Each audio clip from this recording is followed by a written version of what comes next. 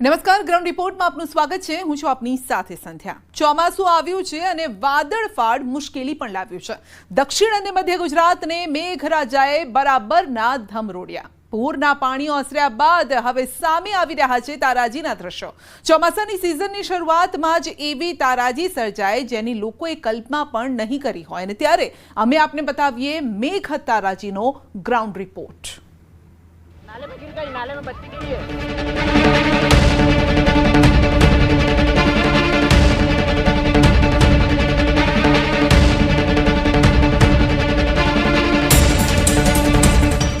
Monsoon मुशळधार, जिंदगी बचाववा संग्राम, जड़ प्रलय थी हाहाकार, वरस्યું વાદળફાડ પાણી। પાવાગઢના પર્વતથી લઈ જમીન સુધી આકાશમાંથી ધોધમાર આફત વરસી। ક્યાંક ગામડાઓ જળબંબાકાર, ક્યાંક શહેરો સમુદ્ર બન્યા। શું દક્ષિણ, શું મધ્ય, શું ઉત્તર ગુજરાત, અડધા રાજ્યમાં મેઘો મુશળધાર। ચોમાસું આવ્યું ને સાથે તબાહી લાવ્યું। માણસ લાચાર નજરે પડ્યો। પાણીનો પ્રચંડ પ્રવાહ ને ડૂબી ગઈ બાળકી। જળ સામે ઝઝૂમતી જિંદગી, પાણી વચ્ચે ફસાઈ જિંદગી। પાણીએ બધું જ કર્યું બરબાદ। સ્કૂલમાં પાણીનો કબજો, પાણીમાં તરતી થઈ કાર। સંઘ પ્રદેશ દમણથી આવેલી આ તસવીર સાચે જ ડરાવનારી છે, જ્યાં એક બાળકીની લાશ તરી રહી છે। દમણમાં ભારે વરસાદથી બે કાંઠે વહેતી એક ખાડીમાં બે બાળકીઓ ડૂબી ગઈ, જેમાંથી એક બાળકીને બચાવી લેવાઈ, જ્યારે કે એક બાળકીનું ડૂબી જવાથી મોત થયું। ભારે વરસાદથી કેવડી ફળિયામાં રહેતી સોનાક્ષી ભીમસિંગ અને શોભા સંજય પાસવાન નામની 8 વર્ષની બાળકી, જે નવા બની રહેલ નાળા નજીક રમી રહી હતી। રમતા રમતા બે બાળકી ખાડીની નજીક પડી ગઈ। જોકે ખાડી બે કાંઠે વહેતી હતી અને આથી આ બંને બાળકીઓ ખાડીના વહેતા પાણીમાં તણાઈ ગઈ। આ દ્રશ્ય જોતા આસપાસના લોકોએ બૂમાબૂમ કરી, પરંતુ 8 વર્ષીય સોનાક્ષી નામની બાળકીનું મોત થયું, જ્યારે કે શોભા નામની બાળકીને સ્થાનિક લોકો અને ફાયર બ્રિગેડે બચાવી। ખાડીમાં તણાતી આ બે બાળકીઓના દ્રશ્યોનો વિડીયો સામે આવ્યો છે। આમ વરસાદી માહોલમાં બહાર રમતા પોતાના બાળકો પર નજર રાખજો, નહીતર ક્યાંક દુર્ઘટના ન સર્જાય। રહેણાંક વિસ્તારમાં બાળકીઓ ડૂબવાની આ ઘટનાને લઈ પ્રદેશમાં ગમગીનીનો માહોલ છે। તો સુરતની આ તસવીર જોઈ લો, જ્યાં જળ સામે ઝઝૂમી રહી છે જિંદગી। સાણિયા હેમાદ ગામ ખાડીપુરમાં ગરકાવ છે અને ટેન્કર ચાલક રાત્રે અહીં ફસાઈ ગયો। આખી રાત આ ટેન્કર ચાલકના ડ્રાઈવરે ટેન્કરની છત પર જ વિતાવવી પડી। સવારે ગામના પૂર્વ સરપંચ અને રેસ્ક્યુ ટીમ આવ્યા। દોરડાની મદદથી ટેન્કર ચાલકનું રેસ્ક્યુ કર્યું। બે દિવસથી અહીં લોકો ખાડીપુરનો સામનો કરી રહ્યા છે, ને છતાં પણ પાણીનો કોઈ નિકાલ નથી થતો અને તંત્ર સામે રોષ છે। રોજિંદા કામ તો છોડો, કલ્પના કરો કે કોઈને ઇમરજન્સી પેદા થાય, કોઈને કંઈ જવાનું હોય તો પાણી સામે લાચાર નજરે પડી રહ્યા છે। અમારા સંવાદદાતા કીર્તેશ પટેલ જ્યારે સાણિયા હેમાદ ગામે પહોંચ્યા તો અહીં બોટ જ અવરજવરનું એકમાત્ર માધ્યમ હતું, કેમ કે અહીં ખાડીના પાણી ફરી વળ્યા। મંગળવારે જે પાણીની સપાટી 9 ફૂટ હતી તે હવે 11 થી 12 ફૂટ પર પહોંચી, જેના કારણે આ ઘર કે મંદિરની છત દેખાતી નથી। ગ્રાઉન્ડ ફ્લોર તો આખો ગાયબ જ થઈ ગયો છે। ગુજરાતમાં ચોમાસાની વિધિવત શરૂઆત થઈ છે। વરસાદનો પહેલો રાઉન્ડ અને સુરતમાં પડી રહેલા સતત વરસાદનો આજે ત્રીજો દિવસ છે। વહેલી સવારથી કાળા ડિબાંગ વાદળો વચ્ચે વરસાદે ધીરી ગતિએ બેટિંગ શરૂ કરી હતી। જોકે વરસાદે અત્યારે વિરામ લીધો છે, પણ દ્રશ્ય જોઈ શકાય છે કે સુરતના છેવાડે આવેલું સાણિયા હેમાદ ગામ, કે જે સુરતની મધ્યમાંથી પસાર થતી ખાડીઓ ઓવરફ્લો થતાં આ ગામ પાણીમાં ગરકાવ થઈ ગયું છે। ગઈકાલ સુધી આ ગામમાં 7 થી 9 ફૂટ સુધીના પાણી હતા, જે પાણી વધીને હવે 10 થી 12 ફૂટ થઈ ગયા છે। ગામના મધ્યમાં આવેલું ખોડિયાર માતાનું મંદિર છે, કે જે આખું મંદિર પાણીમાં ગરકાવ થઈ ગયું છે। સુરત ગામ્યામાં પડેલા વરસાદને લઈ સુરતમાંથી પસાર થતી ખાડીઓ ઓવરફ્લો થઈ છે, જેને લઈને આ પ્રકારનો નજારો સુરતમાં જોવા મળી રહ્યો છે। 300 થી વધુ ઘરો પાણીમાં। સુરતના પલસાણામાં વરસાદ બાદની તારાજીના દ્રશ્યો છે. કારેલી ગામે સવર્ણ વિલા સોસાયટીના દ્રશ્યો, જ્યાં 12 કલાકથી વરસાદ બંધ થવા છતાં પણ પાણી નથી ઓસરી રહ્યા. લોકો ઘરની છત પર ચડી ગયા છે અને હજુ પણ સોસાયટીમાં 3 થી 4 ફૂટ જેટલા પાણી ભરાયેલા છે. ગ્રાઉન્ડ ફ્લોર આખો પાણીમાં ડૂબી જવાથી ઘરવખરીને મોટું નુકસાન થયું છે. પલસાણામાં આવેલ અનેક સોસાયટીમાં પાણી ભરાઈ જવાથી સ્થાનિકોને હાલાકી ભોગવવી પડી. કેટલાય લોકોનું પાણી ભરાતા રેસ્ક્યુ કરવામાં આવ્યું. 130 લોકોને રેસ્ક્યુ કરી સુરક્ષિત સ્થળે ખસેડવામાં આવ્યા. પલસાણાના કારેલી ગામમાં વરસાદી પાણી ભરાયા. કારેલી ગામની અનેક સોસાયટીમાં જળબંબાકારની સ્થિતિ છે, તેથી બારડોલી ફાયર તેમજ પોલીસ દ્વારા ફસાયેલા લોકોને સુરક્ષિત સ્થળે ખસેડવામાં આવ્યા. રુદ્રાક્ષ રાહી ક્રિષ્ના વેલી સોસાયટીમાં પાણી ભરાયું છે. એમાં લગભગ અંદાજિત 50 થી ઉપર જેટલા લોકોને રેસ્ક્યુ માટેની કાર્યવાહી ચાલે છે અને બારડોલીની ફાયરની ટીમ એ હાલ કામગીરી કરી રહી છે. સુરતના કેટલાય ભાગોમાં છેલ્લા 3 દિવસથી મેઘરાજા ધોધમાર બેટિંગ કરી રહ્યા છે, જેના કારણે લોકોની હાલત કફોડી થઈ છે. ઉમરપાડાના આ દ્રશ્યો છે, જ્યાં ઊંચાવાન ગામમાં ખેતરો તળાવ બની ગયા છે. ખેતરોને ચોમાસામાં વરસાદની રાહ હોય છે, પરંતુ તેમને કલ્પના પણ ન હતી કે આટલો વરસાદ થઈ જશે, જેના કારણે હવે તેમની આખી સિઝન ફેલ ગઈ છે. સુરતની અંદર અત્યાર સુધી સિઝનનો 43% વરસાદ નોંધાઈ ચૂક્યો છે. શોભમ પાર્કની આ તસવીરોથી લોકોને મુશ્કેલી અને મજબૂરી બંને એક સાથે આવી છે. શહેરમાં ખાડીપુરના પાણી ઓસરવાની શરૂઆત થઈ છે અને સાથે તબાહીના દ્રશ્યો પણ સર્જાઈ રહ્યા છે. લોકોની દુકાનો, મકાનોની અંદર રાખેલો બધો સામાન બરબાદ થઈ ગયો. 3 દિવસની મુશ્કેલી વધારી અને હજુ પણ અપાર મુશ્કેલીનો સામનો તેઓ કરી રહ્યા છે. વરસાદના ત્રીજા દિવસે સુરતમાં ધીરે ધીરે પાણી ઓસરવાના શરૂ થયા છે.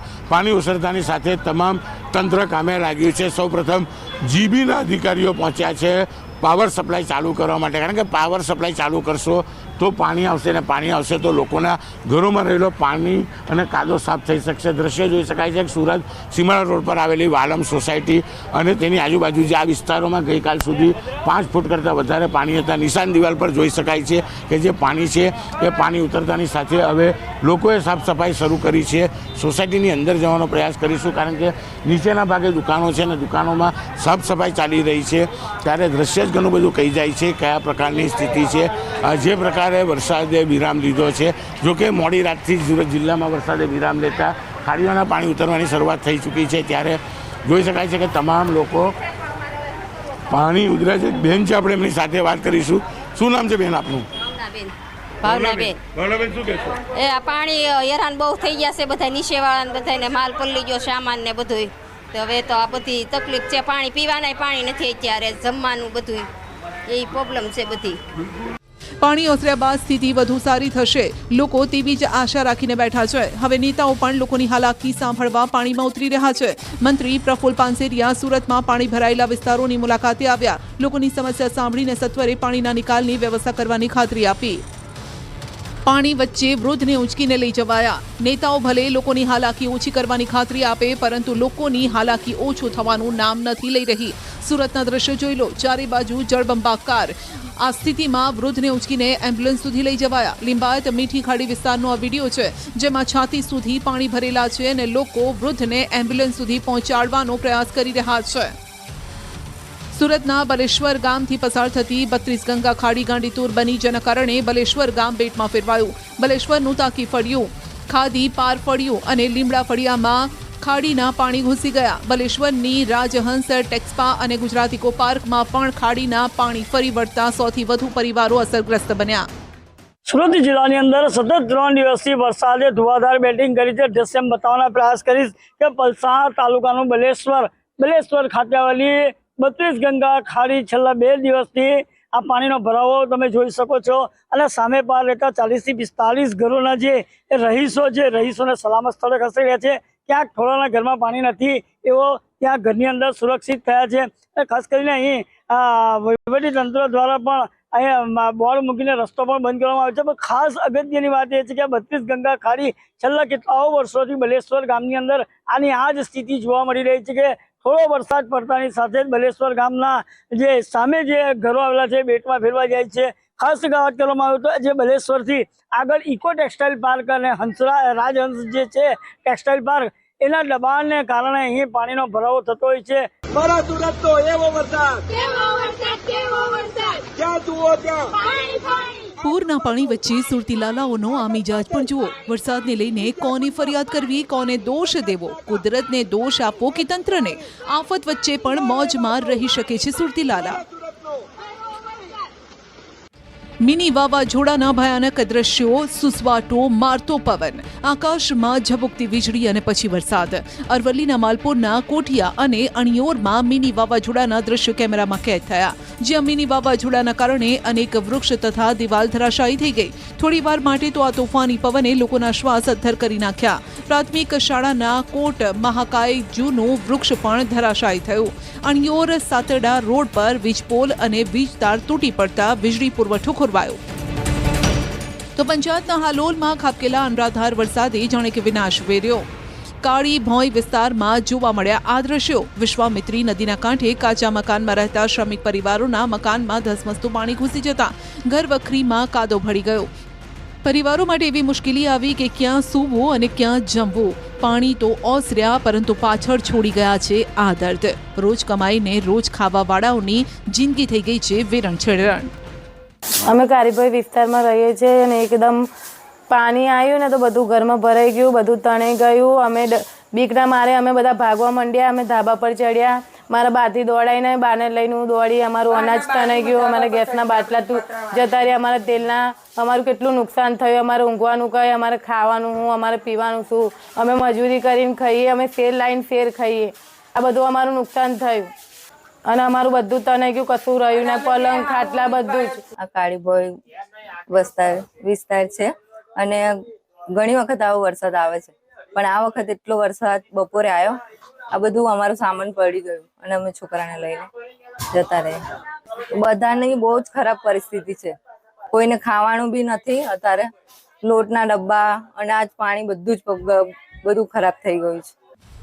આ મોસમી સંકટથી લોકો ત્રસ્ત છે. વરસાદ આ લોકોના જીવનમાં ખુશીઓ નહીં પરંતુ તબાહી લાવ્યો છે.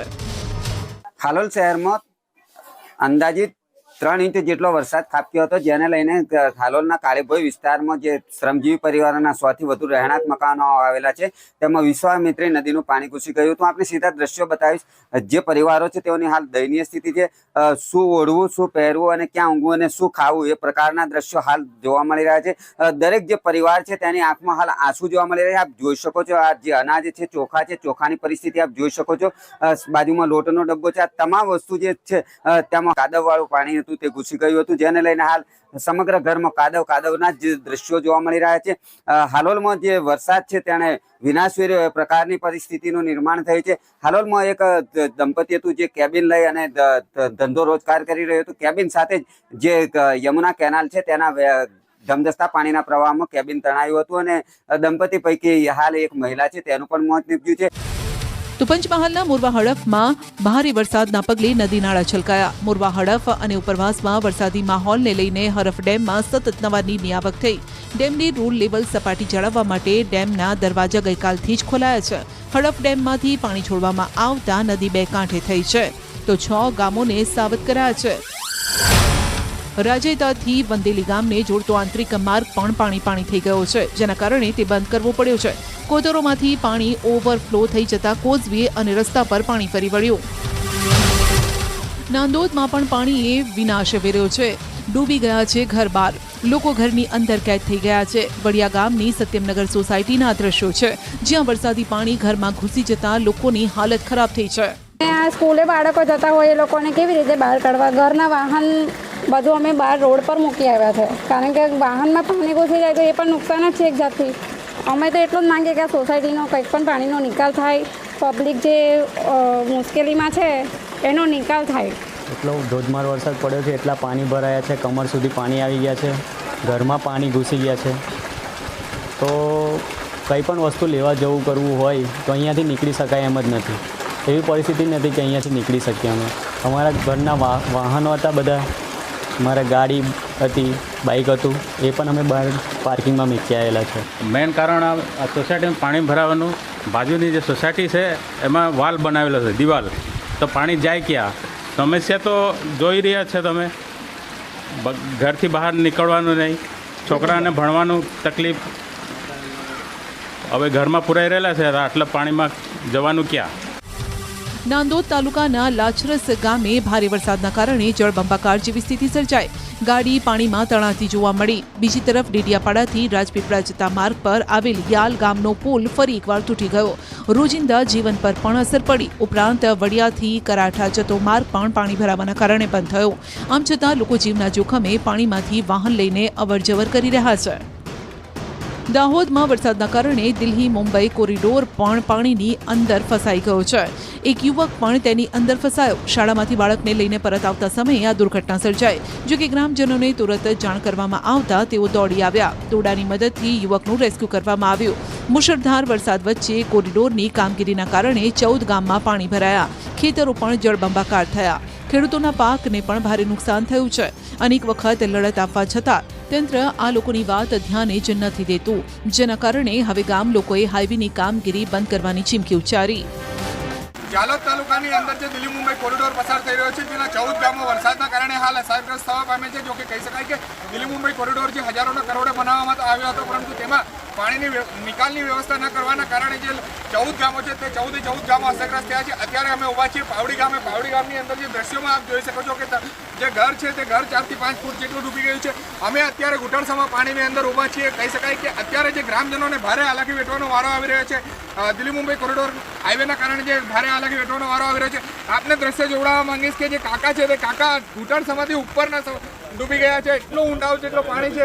જો કે કહી શકાય કે અત્યારે જે ભારે હાલાકી વેઠવાનો પણ વારો આવી રહ્યો છે. દિલ્હી મુંબઈ કોરિડોર હાઈવેના કારણે જે લોકોને અહીંયા મુશ્કેલી વેઠવાનો વારો આવી રહ્યો છે. અનાવડતના કારણે જે ખરેખર પાણીનો યોગ્ય નિકાલ થવો જોઈએ એ નિકાલ નથી થયો. તેના કારણે જે કોરિડોરની અડીની જે ફળિયા આવેલા છે એમાં સતત પાણીનો ઘેરાવો થયો છે અને 5 થી 7 ફૂટનો પાણી ઘેરાવો થયેલો છે. પ્રાથમિક શાળામાં પણ પાણી ભરાયા. પાણીનો પ્રવેશોત્સવ ચાલતો હોય તેમ વડોદરાના સીતાપુર ગામની પ્રાથમિક શાળામાં પાણી ઘૂસી ગયા. શાળાના ઓરડાની અંદર પાણી ઘૂસી જતા ગામ પાણીની અંદર ગરકાવ થયું. શાળાના દરેક વર્ગખંડમાં વરસાદી પાણી ઘૂસી ગયા. હજુ તો ચોમાસાની શરૂઆત છે ને ત્યાં જ પ્રાથમિક શાળાના આ હાલ છે. જો તંત્ર પાણીના નિકાલની કોઈ વ્યવસ્થા નહીં કરે તો શાળામાં ભણતા બાળકોના અભ્યાસનું શું થશે? પાવાગઢના ડુંગર પર ધોધમાર વરસાદે રૂવાડા ઊભા કરે તેવો નજારો સર્જ્યો. પાવાગઢ ધામના પગથિયા પર નદીની જેમ ધોધ વહેવા લાગ્યો હતો.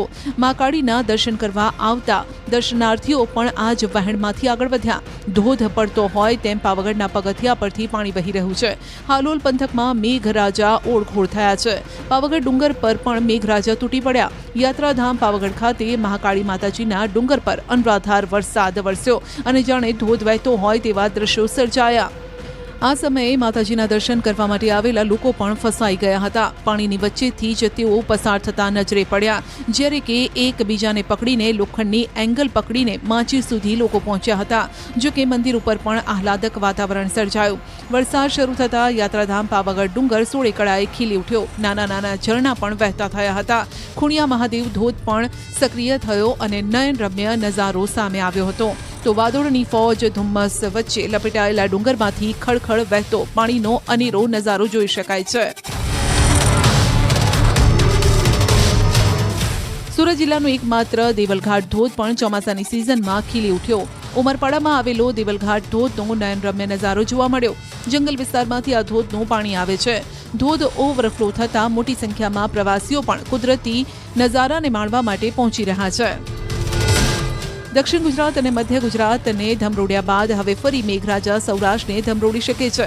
હવામાન વિભાગે સૌરાષ્ટ્ર અને કચ્છમાં 26 જૂનથી 1 जुलाई સુધી भारी વરસાદની આગાહી કરી છે. सौराष्ट्र और कच्छ के लिए हेवी रेनफॉल का वार्निंग है अगले 26 से लेकर 1 जुलाई तक. इसमें आपका 5 दिन का थंडरस्टॉर्म विथ लाइटनिंग के साथ विंड स्पीड 30 to 40 किलोमीटर प्रति घंटा में रहेगा अगले 5 दिन 25 से लेकर 29 जून तक.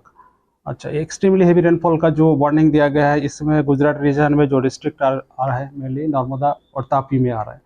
Heavy to very heavy rainfall का वार्निंग दिया गया है भरूच, सूरत, डांग, नवसारी, वलसाड, दमन, दादरा नगर हवेली. ચોમાસાના આરંભે જ મેઘરાજા જોરદાર મોડમાં છે અને હજુ પણ ભારે વરસાદને લઈને એલર્ટ અપાયું છે. એટલે કે મુશળધાર ખતરો હજુ ટળ્યો નથી. સતર્ક અને સાવધાન રહેવાની ખાસ જરૂર છે. હિમાચલ પ્રદેશના કુલ્લુ જિલ્લામાં વાદળ ફાટવાથી પિતા પુત્રી સહિત 3 લોકો સેન્જ કોતરમાં તણાઈ ગયા. કાસોલમાં પ્રવાસીઓની ગાડી અથડાઈ. કુલ્લુ બંજાર સબ ડિવિઝનમાં 3 સ્થળોએ વાદળ ફાટવાથી ચારે તરફ તબાહીના દ્રશ્યો સામે આવ્યા. સેન્જ ઘાટીના જીવા નાળામાં વાદળ ફાટવાથી ભારે વિનાશ થયો. સિંધમાં અડધો ડઝન ઘરો પૂરના પાણીના કારણે કાટમાળમાં ફેરવાઈ ગયા. પાણીના પ્રચંડ પ્રવાહ વચ્ચે શ્વાસ અટકી ગયા. આ વ્યક્તિ જિંદગી બચાવવા માટે જળ સામે ઝઝૂમતો રહ્યો. આ તસવીરો છે જમ્મુની, જ્યાં તાવી નદીમાં આ વ્યક્તિ પાણીના પ્રચંડ પ્રવાહ વચ્ચે ફસાઈ ગયો. આ તસવીરો જોઈને દરેક અવાક હતા કે આ વ્યક્તિ નદી વચ્ચે કેવી રીતે પહોંચ્યો. તો પડકાર હતો વ્યક્તિને કેવી રીતે બચાવવામાં આવે. લોકોએ તેમને જોતા જ બચાવવાનું કામ શરૂ કર્યું. પોલીસ અને એસડીઆરએફની ટીમ નીચે દોરડાની મદદથી સીડી નાખીને વ્યક્તિનું ભારે જહેમત બાદ રેસ્ક્યુ કર્યું. ઉત્તરાખંડ હિમાચલમાં ભારે વરસાદના કારણે મનાલીની વ્યાસ નદીમાં ઘોડાપૂરની સ્થિતિ છે. પહાડી વિસ્તારોમાં ભારે વરસાદના કારણે નદીમાં ધસમસતો પ્રવાહ પણ જોવા મળ્યો. લોકોને નદી કિનારાથી દૂર રહેવા માટે અપીલ કરાઈ. તો સલામતીના ભાગરૂપે ગુજરાતમાં યોજાયેલી ગ્રામ પંચાયતોની ચૂંટણીના પરિણામ આવ્યા જે રોચક રહ્યા. ક્યાંક એક મતથી સરપંચ બન્યા તો ક્યાંક વેવાણે વેવાણના 10 વર્ષના શાસનનો અંત આણ્યો. તો ચૂંટણીના પરિણામની રસાકસી વચ્ચે જ આખલાઓએ પણ મેદાન માર્યું. ખુશીના વાતાવરણમાં ઓચિંતો હુમલો કરીને થોડા સમય માટે ચિંતા વધારી.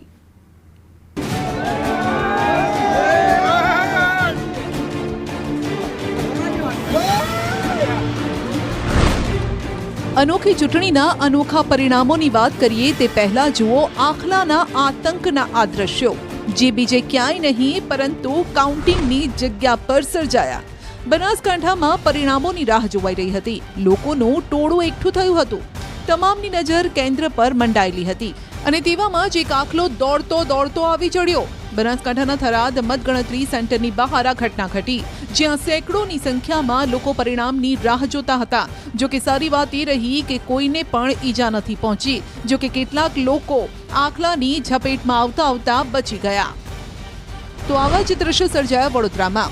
એક તરફ ચૂંટણીના પરિણામોની રાહ જોવાતી હતી. ઉમેદવારો અને ટેકેદારો જીતની ખુશીઓ મનાવવા માટે તલપાપડ થતા હતા. તેવા સમયે વડોદરામાં એક આખલાએ વાતાવરણ ગંભીર બનાવી દીધું.